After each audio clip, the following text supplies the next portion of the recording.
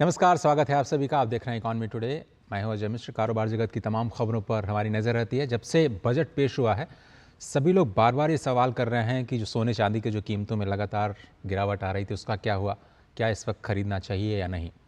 आपको याद होगा जो सॉवरेन गोल्ड बॉन्ड सरकार ने जारी किया था, उसकी भी मियाद पूरी हो रही है, यानी अब उसको आप वापस ले सकते हैं, अपने बॉन्ड्स को भुना सकते हैं। कितना रिटर्न मिलेगा और कीमतों में ये जो कमी आई है उसका फ़ायदा आप कैसे उठा सकते हैं, इस पर भी आपको थोड़ा सोचना चाहिए। जो सोने के दाम है अपने ऑल टाइम हाई से करीब करीब 8-9% नीचे जा चुके हैं। सबसे पहले नज़र डालते हैं आज की टॉप लाइन्स पर, उसके बाद कुछ और खबरों पर आपको ले चलेंगे। पीएम मोदी का सीआईआई बजट सम्मेलन को संबोधन। कहा, दुनिया के निवेशक भारत की ओर देख रहे हैं, इस सुनहरे अवसर को चूके नहीं उद्योग जगत। लोकसभा में वित्त मंत्री ने बजट पर चर्चा का दिया जवाब। आज राज्यसभा में बहस जारी। Long term capital gain tax पर सरकार नहीं करेगी कोई विचार। राजस्व सचिव संजय मल्होत्रा का बयान। सोने पर कस्टम ड्यूटी घटने के बावजूद सॉवरेन गोल्ड बॉन्ड पर मिलेगा 12% तक का return. National career service portal पर 20 लाख रोजगार के अवसर मौजूद। फाइनेंस और इंश्योरेंस सेक्टर में सबसे ज्यादा 14,70,000 वैकेंसीज। मैन्युफैक्चरिंग, ट्रांसपोर्ट और शिक्षा क्षेत्र में भी नौकरियों के मौके। और आज बढ़त के साथ खुले भारतीय शेयर बाजार। सेंसेक्स ने 197 अंक की बढ़त के साथ कारोबार की शुरुआत की, 81,652 पर दिखा। निफ्टी में भी 41 अंकों की बढ़त। कारोबार में निवेशकों को हुआ फायदा। आपको विस्तार से बताएंगे वो कौन से शेयर्स हैं जहां पर आज शुरुआती कारोबार में फ़ायदा हो रहा है और कहां पर थोड़े से नुकसान की खबर है। और ये कुछ बड़ी खबरें जो आपकी स्क्रीन पर हमारी आज की टॉप लाइन्स में।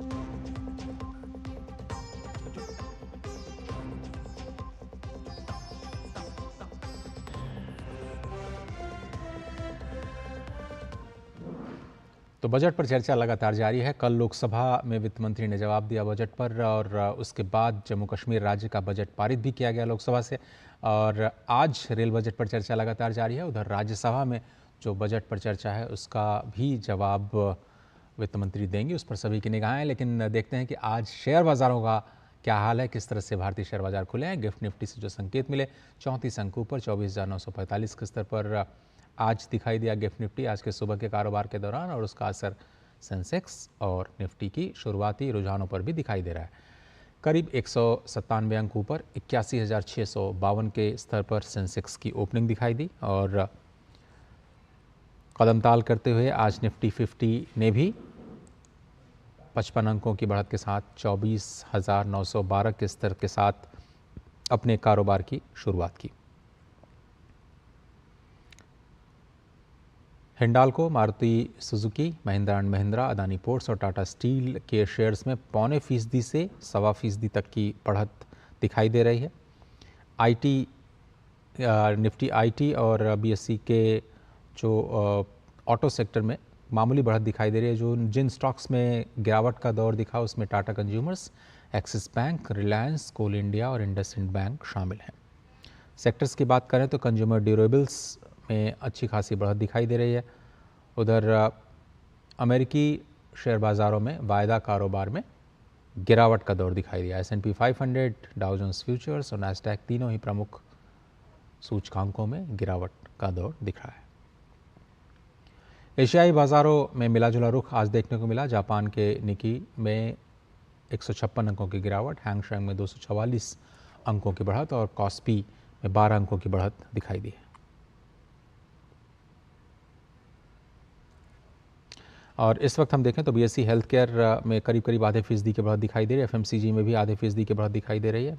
BSE metals, oil and gas में भी करीब ऑयल एंड गैस इस वक्त करीब 0.25% 0.84% के साथ कारोबार करता हुआ नज़र आ जाए। टेक्नोलॉजी सेक्टर में भी बढ़त है और पीएसयू जिस पर सभी की निगाहें थी करीब करीब आधी फीसदी के साथ बढ़त के साथ कारोबार करता हुआ नज़र आ रहा है।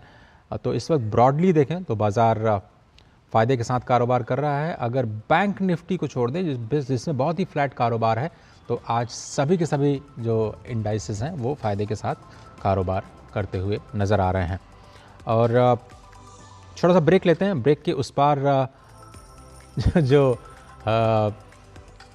हमारा फोकस है, चलिए ब्रेक की बात हम बाद में करेंगे। इस वक्त हम फोकस पे चलते हैं और फोकस हमारा है आज बजट। तो आज के फोकस पर आपको लिए चलते हैं।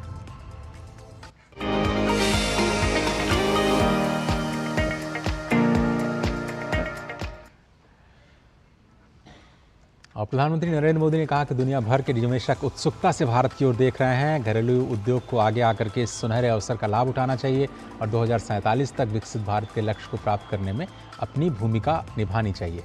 विकसित भारत की ओर यात्रा विषय पर भारतीय उद्योग परिसंघ के बजट पश्चात सम्मेलन को संबोधित करते हुए पीएम मोदी ने कहा कि सरकार के पास राजनीतिक इच्छा शक्ति की कमी नहीं है और वो राष्ट्रप्रथम दृष्टिकोण को ध्यान में रखते हुए सभी निर्णय लेंगे। उन्होंने कहा कि भारत 8% की दर से विकास कर रहा है और वो दिन दूर नहीं जब देश विश्व की तीसरी सबसे बड़ी अर्थव्यवस्था बन जाएगा।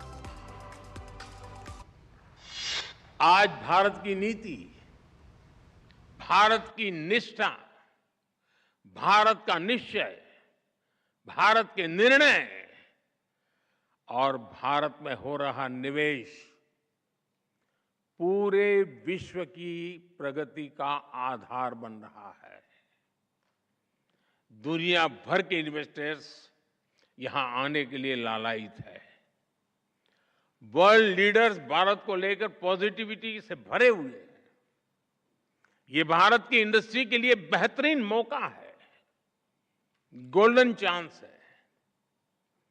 हमें इस मौके को गंवाना नहीं है। आज जब सारे देश लो ग्रोथ या हाई इन्फ्लेशन से जूझ रहे हैं, उन परिस्थितियों में भारत हाई ग्रोथ और लो इन्फ्लेशन वाला इकलौता देश है। इतनी बड़ी महामारी के बावजूद भारत का फिस्कल प्रूडेंस पूरी दुनिया के लिए रोल मॉडल है। Global good and service export में भारत का कंट्रीब्यूशन लगातार बढ़ रहा है। ग्लोबल ग्रोथ में आज भारत का शेयर 16% हो गया है। और आप ध्यान दीजिए, भारत ने ये ग्रोथ तब हासिल करके दिखाई है जब पिछले 10 साल में इकोनॉमी को झटका देने वाले अनेक संकट आए। अब इस बजट में देश के 100 बड़े शहरों के पास investment ready plug and play industrial park बनाने की घोषणा हुई है। ये 100 शहर विकसित भारत के नए ग्रोथ हब बनेंगे। हमारा बहुत बड़ा फोकस एमएसएमई पर भी है।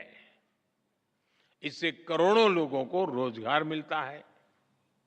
सरकार ने एमएसएमई को सुविधाएं देने के साथ ही उनकी चुनौतियों को एड्रेस किया है।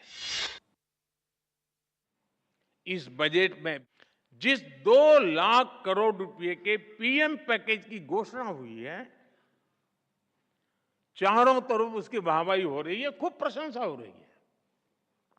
इसका सीधा लाभ 4 करोड़ से अधिक युवाओं को मिलने का।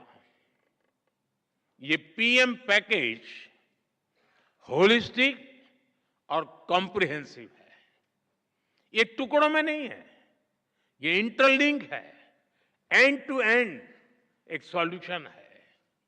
हमारे युवाओं की स्किल बढ़े, उनका एक्सपोजर बढ़े, उन्हें आसानी से रोजगार मिले, इसके लिए हम इंटर्नशिप स्कीम लेकर आए हैं।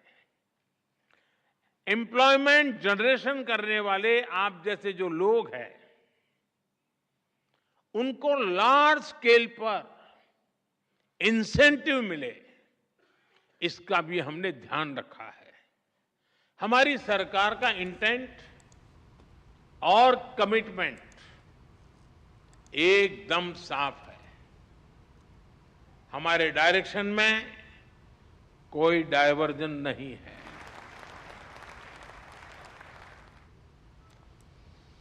डॉक्टर अनिल कुमार, प्रोफेसर वाणिज्य विभाग, दिल्ली स्कूल ऑफ इकोनॉमिक्स, इस वक्त हमारे साथ हैं इस विषय पर चर्चा करने के लिए। प्रोफेसर साहब, बहुत बहुत धन्यवाद वक्त निकालने के लिए। हमेशा की तरह आप बहुत ही सरल भाषा में जो भारत की अर्थव्यवस्था है उस पर अपनी बातें रखते हैं। आपका स्वागत है इकॉनमी टुडे में। कल प्रधानमंत्री ने बहुत स्पष्ट तरीके से ये कहा कि ये बहुत ही सुनहरा मौका है, और शायद सबसे बड़ी हेडलाइन यही थी कि जब वो दुनिया भर में निवेशकों के साथ बात करते हैं तो भारत को लेकर के जो उनके विचार हैं वो बहुत ही पॉजिटिव हैं, और इसलिए उद्योग जगत को इस मौके का फ़ायदा उठाना चाहिए, ये अवसर नहीं चूकने देना चाहिए। देखिए, पिछले 10 सालों में हमारे देश में एक निवेश का वातावरण तैयार किया गया।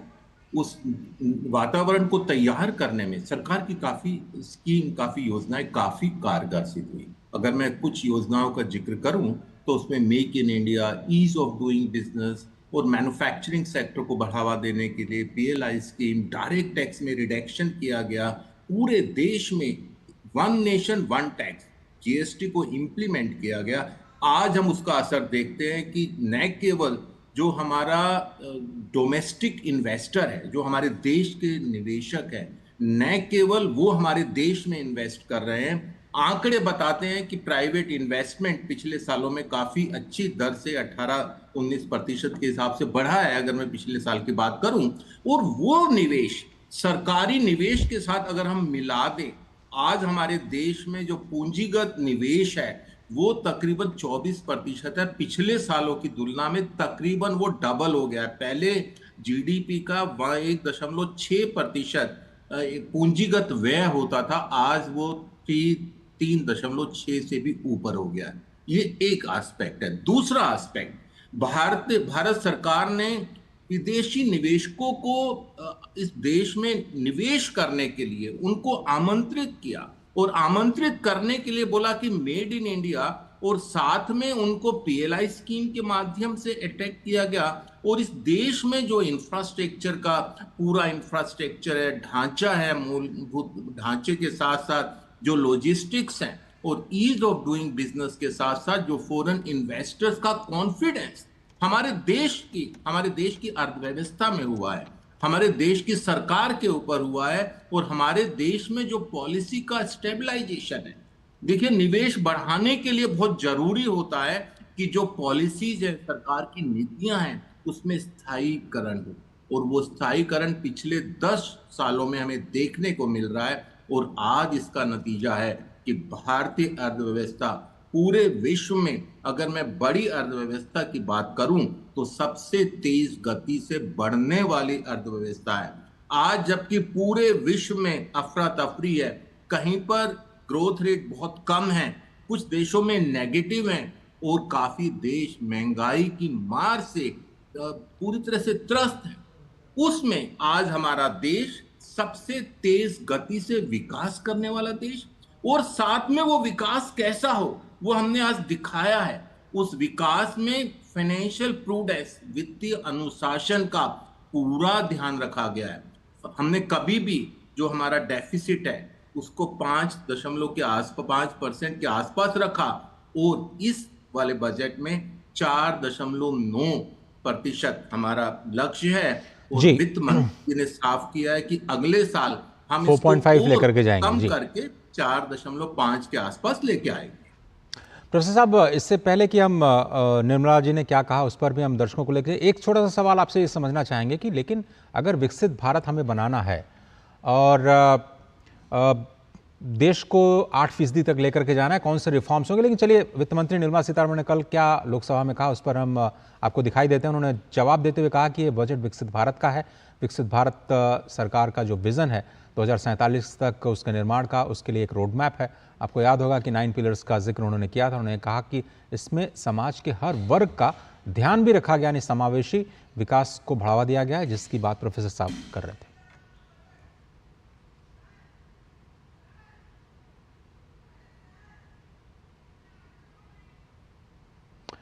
और आपको बताएं कि कल लोकसभा में वित्त मंत्री ने बजट की चर्चा का जवाब दिया, और स्पष्ट तौर पर विपक्ष ने जो भी सवाल उठाए थे उनका बखूबी जवाब देते हुए स्पष्ट तौर पर ये कहा कि जो आरोप लगाए गए हैं वो बिल्कुल सही नहीं है और हर वर्ग का ख्याल रखा गया है।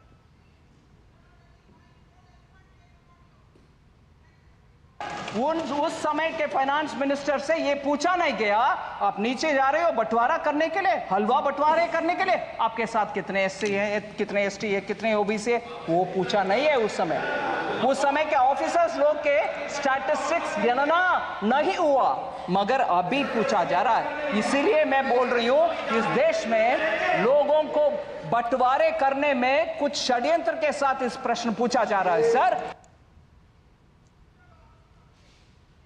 हलवा सेरेमनी पर उठे सवालों का जवाब देते हुए वित्त मंत्री ने स्पष्ट तौर पर कहा कि ये जो बजट है वो रोजगार को बढ़ावा देने वाला है। और प्रोफेसर अनिल कुमार हमारे साथ बने हुए हैं। प्रोफेसर साहब, अगर हमें विकसित भारत बनना है तो औसतन हमें 7.5 से 8% की दर लगातार हर साल बढ़ते रहना होगा। लेकिन जिस तरह से आप माहौल देख रहे हैं पूरी दुनिया में, कहीं भी राजनीतिक निश्चितता आपको स्थिरता दिखाई नहीं देती। अगर हम इतने लंबे वक्त तक 8% की दर को बरकरार नहीं रख पाए, फिर तो हमारा सपना अधूरा रह जाएगा, पॉलिटिकल मान लीजिए मजबूरियों की वजह से।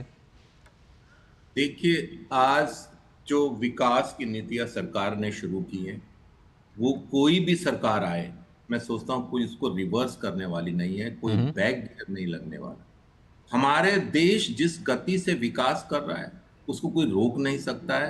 आज हमने जो हमारा विकास करने के मूलभूत बिंदु हैं उनको दुरुस्त किया है। मूलभूत बिंदुओं के अंदर सबसे 2-3 मैं उसमें आयाम की तरफ ध्यान आकर्षित करवाना चाहूंगा। सबसे पहले इस देश में जो इंफ्रास्ट्रक्चर तैयार किया गया, चाहे वो रोड का इंफ्रास्ट्रक्चर हो, चाहे रेलवे का इंफ्रास्ट्रक्चर हो या पोर्ट्स हो, और साथ में जितने भी हमारे लॉजिस्टिक्स हैं उसको हमने लॉजिस्टिक कॉस्ट को कम करने के लिए, चाहे वो गतिशील परियोजना के तहत हो, चाहे वो एक मास्टर प्लान जो हमने बनाया, चाहे सागर माला प्रोजेक्ट हो, उन सब का नतीजा ये हुआ है कि आज लॉजिस्टिक में जो पूरा एक सूचांक होता है उसमें भी हम काफी अच्छा कर रहे हैं और लॉजिस्टिक कॉस्ट में भी कमी आ रही है। दूसरा, आज हमारे देश की जो वित्तीय ढांचा है उसमें चाहे वो बैंक का ढांचा हो, चाहे रिजर्व बैंक की भूमिका हो, चाहे हमारी स्टॉक एक्सचेंज हो, वो काफी एफिशिएंट है। एफिशिएंट का वजह हम देखते हैं आज बैंकिंग सेक्टर में हमारे पास एनपीए लगभग नेग्लिजिबल है। उन दिनों की याद कीजिए जब एनपीए 10, 12, 15% होता था और हमारी बैंकिंग अर्थव्यवस्था बिल्कुल चरमरा गई थी। बैंकिंग अर्थव्यवस्था पूरी संरचना पूरी दुरुस्त है। स्टॉक एक्सचेंज में जिस तरह से आज हम देख रहे हैं कि उछाल आ रहा है, दुरुस्त है। जीएसटी एक ऐसा टैक्स का हमारा मीडियम बना हुआ है जिससे कि हम पूरे देश में कहीं पर भी व्यापार कर सकते हैं, सुगमता से कर सकते हैं। सरकार का ध्यान ease of doing business, ease of living, quality of living, financial inclusion के तहत सोचे कि 50 करोड़ अकाउंट इस देश में खुले गए। इसका मतलब ये जो हमारा विकास है ये पूरा इस तरह का विकास है जिसमें समाज के हर वर्ग को ध्यान दिया गया है, समाज के हर वर्ग का जिसको फायदा होने वाला है। देश में 80 करोड़ लोगों को आप सोचिए कि अन्न वितरित किया जा रहा है। मेरे को याद है बहुत समय पहले कहते थे कि उस जिले में भूखमरी से लोग मर गए। आज हमारे देश में कोई ऐसी स्थिति न है न कोई सोच सकता है। ये बड़ी बात है प्रोफेसर साहब जो आप कह रहे हैं कि जी बिल्कुल फंडामेंटल्स पर ध्यान दिया जा रहा है, लेकिन प्रधानमंत्री की उस चिंता का क्या जिसमें वो कहते हैं कि सभी राज्यों को मिलकर के एक बार फिर से निवेश के लिए माहौल बनाना चाहिए और नीति आयोग की मीटिंग में राजनीतिक कारणों से 3-4 राज्य जो हैं वो बायकॉट कर देते हैं। ऐसे में ये जो विरोधाभास है उससे कैसे निपटेंगे, क्योंकि वो तो कहीं ना कहीं एक तरह से इससे ब्रेकर होता है। विकास की गति पे गाड़ी आगे बढ़ रही है लेकिन 3-4 ब्रेकर्स बीच में आ गए। मेरे को लगता है कि हमारे देश में प्रजातंत्र काफी मैच्योर है और लोग भी समझते हैं और आज लोगों की जरूरत केवल और केवल विकास है और विकास नजर आता है, सब क्षेत्रों में नजर आता है। इसलिए प्रधानमंत्री जी ने आह्वान किया है कि विकास के लिए और एक ऐसा विकास जो कि इंक्लूसिव डेवलपमेंट है, उसमें सभी राज्य सरकारें और प्राइवेट सेक्टर उनको सबको मिलके चलना होगा। इस बजट में हम देखते हैं काफी स्कीम्स पीपीपी मॉडल के ऊपर तैयार की गई है। उसमें प्राइवेट सेक्टर को बोला गया है कि आप सरकार के साथ भागीदार बनिए और वो आगे आ रहे हैं। साथ में राज्य सरकारों को भी कैपिटल एक्सपेंडिचर करने के लिए लिमिट बढ़ाई है, और साथ में उनको बोला भी है कि अगर हमारे जितनी नीतियां हैं, अगर आप सुशासन करते हैं तो आपको और उसका लाभ दिया जाएगा। तो मेरे को लगता है कि अगर राज्य सरकारें को जो नहीं मान रहे उनको अगर हम प्रोत्साहित करें, और उनको उस राज्य के लोगों को लगेगा कि हमारा राज्य विकास से क्यों वंचित रहे, बिल्कुल। जबकि देश के दूसरे राज्यों में विकास की धारा बह गई है, तो मेरे को लगता है सूनर और लेटर, मेरे को प्रजातंत्र में, इस देश के प्रजातंत्र में पूरा विश्वास है। मेरे को लगता है कि उस राज्य की जनता भी मांग करेगी कि हमारे राज्य में भी वैसा ही विकास हो जैसा हमारे पड़ोस के राज्य में या दूसरे राज्य में होगा। बिल्कुल सही कहा आपने कि विकास को नज़रअंदाज करना शायद उतना आसान नहीं होगा राज्य सरकारों के लिए भी। बहुत बहुत धन्यवाद प्रोफेसर साहब वक्त निकालने के लिए इस खास चर्चा में। आगे बढ़ते हैं, रोजगार को लेकर के अच्छी खबर है। श्रम और रोजगार मंत्रालय के नेशनल करियर सर्विस पोर्टल पर 20 लाख एक्टिव वैकेंसीज के महत्वपूर्ण पड़ाव को अब पार कर लिया गया है। सबसे ज़्यादा वैकेंसीज फाइनेंस और इंश्योरेंस सेक्टर में दर्ज की गई हैं। फाइनेंस और इंश्योरेंस सेक्टर में 14,70,000 वैकेंसीज हैं। ऑपरेशन और सपोर्ट में 1 लाख से ज़्यादा, मैन्युफैक्चरिंग में 71,000, ट्रांसपोर्ट और स्टोरेज में करीब 59,000, IT और कम्युनिकेशंस में 58,000, शिक्षा के क्षेत्र में 43,000, होलसेल और रिटेल में 25,000 और हेल्थ सेक्टर में 20,000 नौकरियां फिलहाल पोर्टल पर रजिस्टर्ड हैं। नौकरियों के ये मौके 12वीं कक्षा तक की शैक्षिक पृष्ठभूमि, ITI और डिप्लोमा धारक उम्मीदवारों के लिए उपयुक्त हैं, जबकि उच्च शिक्षा या अन्य विशेष योग्यता वालों के लिए विशेष पद की भी उपलब्धता है। बता दें कि NCS पोर्टल विभिन्न प्रकार के रोजगार संबंधित सेवाएं प्रदान करता है। इसके जरिए नौकरी खोज और मिलान, कैरियर परामर्श, व्यावसायिक मार्गदर्शन, कौशल विकास, पाठ्यक्रमों की जानकारी, इंटर्नशिप की जानकारी मिलती है। नौकरी पाने वाले नियोक्ता, कैरियर केंद्र, काउंसलर्स, प्रशिक्षण प्रदान करने वाले शैक्षणिक संस्थान और प्लेसमेंट संगठन को इसका फायदा मिल रहा है।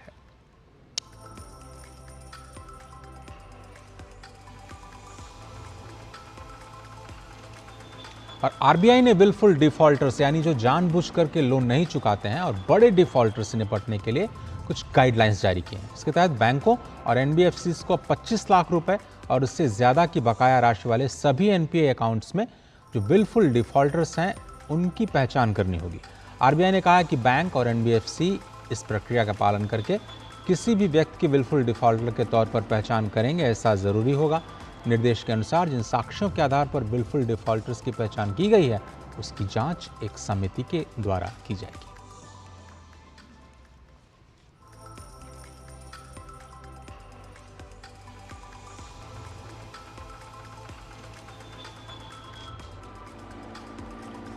और अब नजर डालते हैं कारोबार जगत से जुड़ी कुछ और अहम खबरों पर फटाफट। आज वित्त वर्ष 2023-24 के लिए आयकर रिटर्न दाखिल का आखिरी दिन है। 2023-24 में अर्जित आय के लिए लगभग 6 करोड़ आयकर रिटर्न दाखिल किए गए हैं, जिनमें से 70% नई कर व्यवस्था के तहत दाखिल किए गए हैं। PhD chamber of commerce and industry के बजट बाद सत्र को संबोधित करते हुए राजस्व सचिव संजय मल्होत्रा ने यह जानकारी दी। एशियाई विकास बैंक और भारत सरकार ने हाल ही में देश के 8 राज्यों के 100 शहरों में सॉलिड वेस्ट मैनेजमेंट और स्वच्छता में सुधार के लिए $200 मिलियन के ऋण पर हस्ताक्षर किए हैं। सेबी ने छोटे व्यापारियों की सुरक्षा और बाजार स्थिरता को बढ़ावा देने के उद्देश्य से कई उपायों का प्रस्ताव रखा, जिसमें स्ट्राइक कीमतों के साथ साथ साप्ताहिक इंडेक्स उत्पादों को युक्तिसंगत बनाना, पोजीशन लिमिट की इंट्राडे निगरानी, एक्सपायरी के दिनों में कैलेंडर स्प्रेड लाभ को हटाना और कॉन्ट्रैक्ट एक्सपायरी के निकट उच्च मार्जिन शामिल हैं। वित्त वर्ष 2023 में लिस्टेड इक्विटी पर long term capital gain tax लगाकर 98,681 करोड़ जुटाए गए। पिछले वर्ष की तुलना में 15% ज्यादा है। वित्त राज्य मंत्री पंकज चौधरी ने राज्यसभा में वित्त वर्ष 2018-19 और 2022-23 के बीच लॉन्ग टर्म कैपिटल गेन से होने वाले संग्रह के बारे में यह जानकारी दी। सेबी ने 4 कंपनियों के IPO के लिए दाखिल दस्तावेजों के मसौदे को लौटा दिया है। इन कंपनियों में खुदरा क्षेत्र की विशाल मेगा मार्ट, शिक्षा क्षेत्र केंद्रित NBFC, अवांसे फाइनेंशियल सर्विसेज और निजी इक्विटी कंपनी TPG कैपिटल समर्थित साई लाइफ साइंसेज शामिल हैं। भारत में मैन्युफैक्चरिंग सेक्टर में तेजी के कारण वेयरहाउस की मांग में इजाफा देखने को मिल रहा है। इस वर्ष की पहली छमाही में देश के 8 प्राथमिक बाजारों में 23 मिलियन स्क्वायर फीट के वेयरहाउस लेन देन देखने को मिले हैं। त्योहारों के सीजन से पहले ई-कॉमर्स कंपनी फ्लिपकार्ट ने अपने ऐप पर सभी फाइनेंशियल सेवाओं को एक जगह मर्ज कर दिया है और इसे नाम दिया है फ्लिपकार्ट पे। इससे ग्राहकों को एक ही जगह पर सारी सुविधाएं मिलेंगी और वे आसानी से खरीदारी कर पाएंगे। अमेरिका में टेस्ला कंपनी ने अपनी 18 लाख से ज्यादा गाड़ियों को वापस बुलाया है। इन गाड़ियों में एक खराबी है जिसकी वजह से गाड़ी का हुक ठीक से बंद होने पर भी गाड़ी को पता नहीं चल पाता है। हालांकि ये दिक्कत कुछ खास तरह की टेस्ला गाड़ियों में ही है। National Highway Traffic Safety Administration ने यह जानकारी दी।